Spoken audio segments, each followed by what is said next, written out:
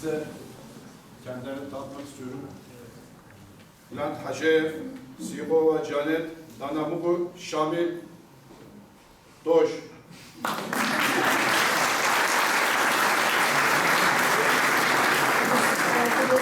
Hepimizin tadı damağında kaldı.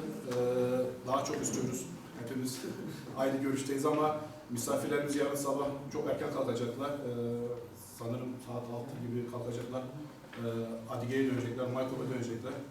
Ben sizlerin huzurunda kendilerine çok ama çok teşekkür ediyorum. Bu güzel dinlettiği için. Bir şey söylemek istiyorum. Biz yıl sonu gösterisi için Miss grubunu düşünüyorduk. Ama onlar önce geldiler burada. Bizi daha önce bir dinleti sundular. Bir daha kendilerine teşekkür ediyorum. Alkışlarınızla.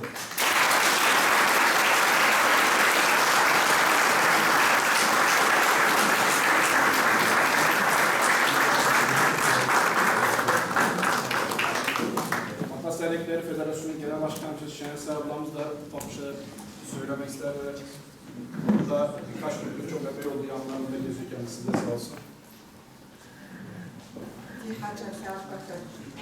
Baş kişi kadar kişi kujum icraatini bişece kişi kadar zacanem şaşam zargam parça taşıyorum sabıkta o من بجيج أزقو مفتيز عدي ورد كسري عدي ورد كقاس أخرم مفتيز عدي كترم عدي خرام عدي مزيكام وثلاث قريش حواكر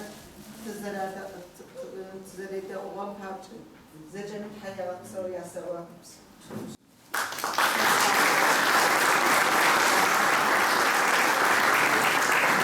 Benden de ufak bir hediyemiz olacaktı.